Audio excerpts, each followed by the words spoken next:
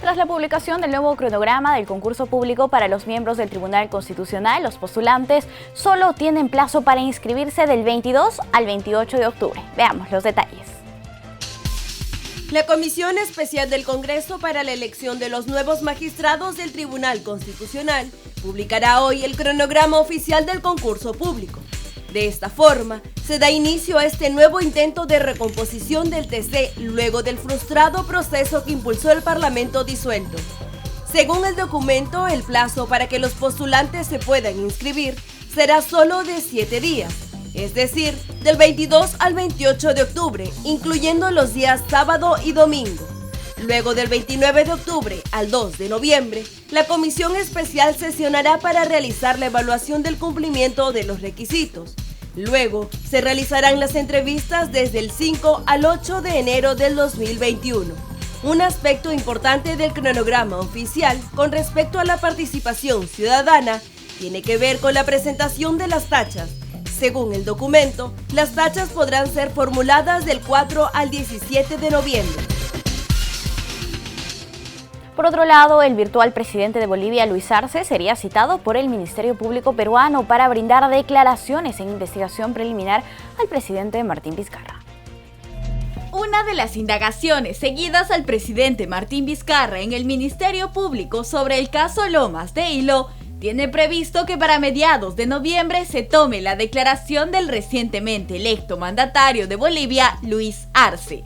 Dentro del caso se habría descubierto que el 3 de noviembre del 2013, el consorcio Obrainsa-Astaldi pagó un vuelo charter para trasladar a dicha región a una delegación boliviana que estuvo integrada entre diversos actores políticos de la hermana nación de Bolivia por Luis Arce.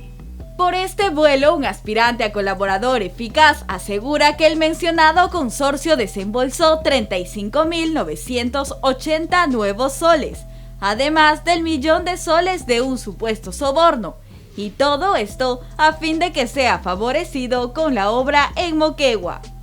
Por tal razón, el fiscal a cargo dispuso recibir diversas declaraciones, solicitudes de información a entidades públicas y privadas, pericias de ingeniería civil forense, contable y financiera, y solicitud de cooperación internacional. Entre la información solicitada también se requiere la relación de viajes que hayan realizado todas las personas involucradas y en qué hoteles se hospedaron. Cifras alarmantes por la pandemia. El ministro del Interior indicó que más de 500 policías han muerto debido a la temida COVID-19. La lucha contra la COVID-19 sigue cobrando nuevas víctimas. De acuerdo al titular del Ministerio del Interior, César Gentile, un total de 506 policías perdieron sus vidas a causa del nuevo coronavirus.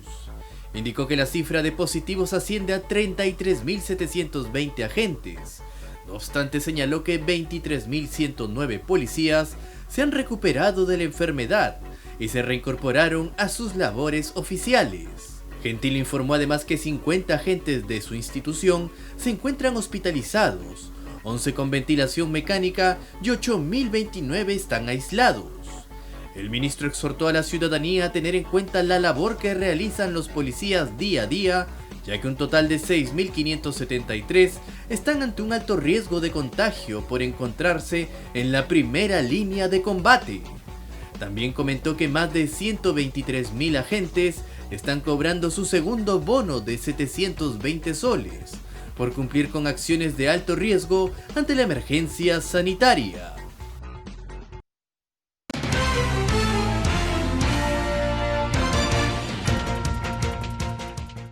Para conversar sobre la reactivación económica del turismo interno en el marco de la campaña Volver, estamos ya conectados con el presidente de Perú Cámara. Se trata del ingeniero Carlos Durán. ¿Cómo está? Es un gusto saludarlo. Muy buenos días. Bienvenido.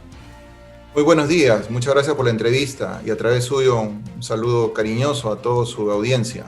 Ingeniero, para que nos comente qué es lo que le parece esta campaña Volver, de qué trata, cuáles son sus expectativas al respecto. Bueno, es una campaña muy oportuna y necesaria, habida cuenta que el sector turismo, no solamente en el Perú, sino a nivel mundial, evidentemente está muy golpeada por la pandemia y la crisis económica que ha generado esta pandemia y que ha afectado a toda la cadena del sector turismo, ¿no? El turismo es muy importante para nosotros como país y como economía, no solo por lo que contribuye en términos económicos al Producto Bruto Interno, es casi el 5% del Producto Bruto Interno, sino sobre todo en la gran cantidad de empleo que genera.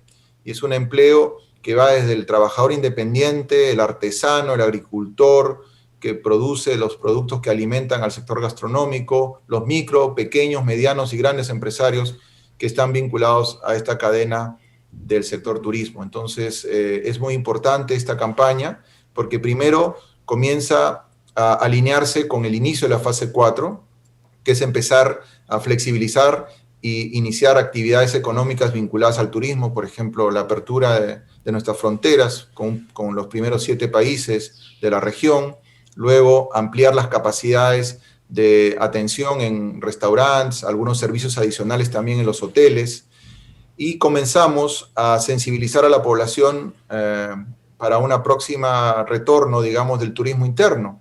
Y digo sensibilizar porque acá se trata de decirle a la población que gran parte de hacer que el turismo retorne saludablemente en la perspectiva que se busca es ser responsables haciendo turismo, ¿no? Entonces hay que tener mucha responsabilidad en seguir cuidándonos y en escoger los paquetes y todos aquellos,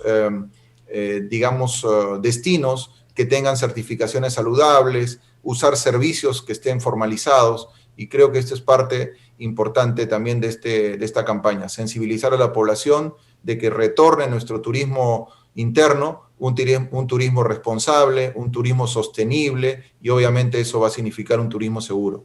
Claro, ingeniero. Además, cabe resaltar que es importante las medidas de seguridad sanitaria para salvaguardar la vida de nuestros visitantes, así como de los operadores turísticos. En ese sentido, ya existen protocolos en nuestro país y también existiría viendo hacia el futuro sobre una segunda ola en el país. ¿Cómo se podría hacer para reactivar el turismo realmente, pero que esta segunda ola no lo afecte o finalmente no sea sostenible esta vuelta del turismo? Bueno, lo que usted menciona es importante, ¿no? Este tema de los protocolos.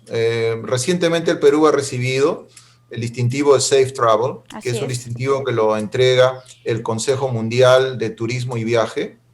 Y es un distintivo que lo que certifica o digamos lo que indica es que nuestro país tiene una serie de protocolos establecidos que están alineados con estándares internacionales y que estos protocolos están justamente establecidos para que se desarrolle un ambiente seguro cuando se hagan los viajes. Ahora, ¿qué es lo que continúa? El siguiente paso es que las diferentes regiones, las diferentes localidades, los diferentes destinos turísticos de nuestro país apliquen a certificaciones de seguridad biosanitaria. Y a esto va a hacer que la demanda, que va a ser además una demanda seguro restringida en un principio, pues busque destinos que tengan estas certificaciones. Uh-huh. Los protocolos es una parte importantísima y necesaria para poder implementar estas certificaciones de destino seguro. Estos protocolos no solamente tienen que ser en los lugares donde uno llega, sino inclusive desde todo el proceso del viaje, o sea, el transporte, en los aeropuertos, en la línea aérea, en los hoteles donde nos hospedemos, en los destinos turísticos propiamente dicho. Tenemos que tener cuidado con los aforos, y eso es un tema que se está trabajando mucho en los protocolos, cómo se van a manejar los aforos para que pueda hacer que la visita a destinos turísticos emblemáticos, como puede ser el caso de Machu Picchu, por ejemplo, con el aforo adecuado pueda ser sostenible el retorno gradual y muy responsable a este tipo de viajes de turismo interno. Ingeniero, ahora estamos hablando solamente del turismo interno y todavía no del turismo que viene del exterior, ¿verdad? Mire, a pesar de que se han abierto los vuelos internacionales, como le digo, a 7 países de la región, esperamos que los primeros viajeros que estamos recibiendo en el Aeropuerto Internacional Jorge Chávez todavía estén dentro de la categoría de, primero, peruanos que están regresando, ¿no?, por viajes familiares. Segundo, viajeros de trabajo, viajes lo que se llama turismo corporativo, que estén viniendo para completar o culminar o iniciar actividades laborales que ya tenían preestablecidas antes de la pandemia. y que no se pueden hacer de manera remota, tienen que hacerlo de manera presencial, y gradualmente probablemente empecemos a recibir algunos viajeros que sí vengan por turismo específicamente. La idea es que de acá a fin de año podamos estar quizás recibiendo unos 150.000 a 200.000 máximo viajeros, visitantes de estos destinos que hemos escogido como los primeros en ser liberados a través de los viajes internacionales. También hay un turismo que está pendiente, que es el turismo terrestre, es decir, tenemos fronteras importantes económicamente hablando en las regiones de Tacna, por ejemplo, en la región de Tumbes, que se nutrían mucho en su actividad económica y turística de visitantes que cruzaban nuestra frontera por vía terrestre. Eso es algo que también está a la espera, eso todavía no se ha protocolizado, no está autorizado, y obviamente esperemos que en las próximas semanas también sea un tema importante a desarrollar como parte del proceso gradual y selectivo de reinicio de recibir, digamos, visitantes extranjeros en nuestro país. Está pendiente todavía.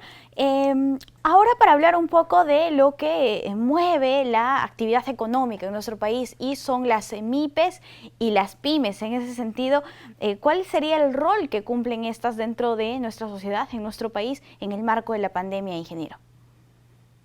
A ver, en primer lugar hay que reconocer que nuestro sector empresarial está predominantemente marcado por la presencia de pequeñas y microempresas. Casi el 95%, 96% del total de las empresas en el país pertenecen a la categoría de micro y pequeña empresa. Entonces, ese es en primer lugar un dato importante de este sector. En segundo lugar, contribuyen también a la economía del país, al PBI, con cerca del 40% de contribución económica. Y en tercer lugar, y no menos importante, son los sectores donde probablemente se agrupa la mayor parte de la población económicamente activa. ¿Que podrá ser que trabajen en informalidad en una buena parte? Sí. La informalidad en este sector es más alta que en el resto de los sectores por tamaño de empresa. Puede llegar en algunos lugares o algunas regiones la informalidad cerca del 90%, pero es una realidad en la que tenemos y que en la pandemia nos ha agarrado, y que además la pandemia ha visibilizado de una manera mucho más dramática.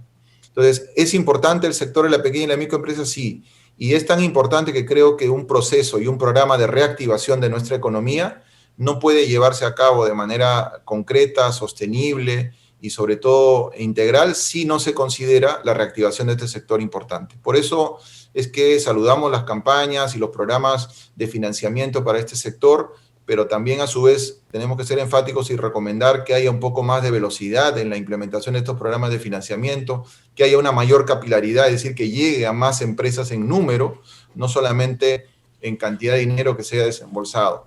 Y tendremos que pensar en algunas medidas ya no solo de corto plazo, sino de mediano y largo plazo, que promuevan y sensibilicen para la formalización de este sector.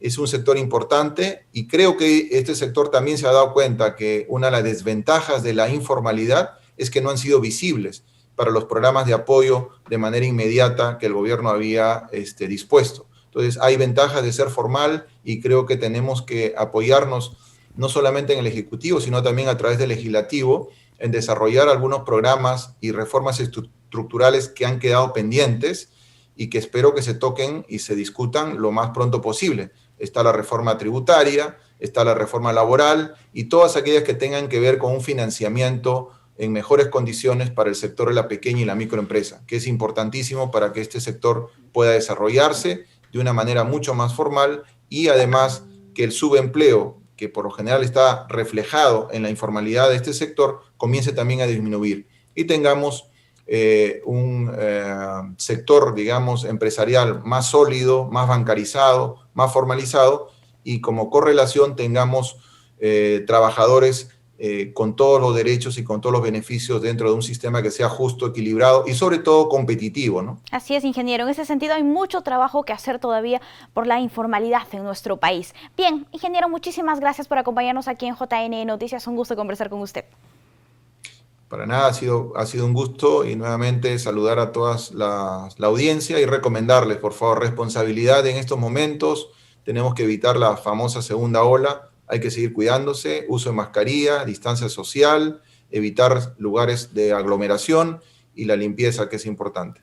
Importantes recomendaciones. Muchísimas gracias. Bien, amigos, nosotros tenemos que hacer una pausa. Al volver, más información.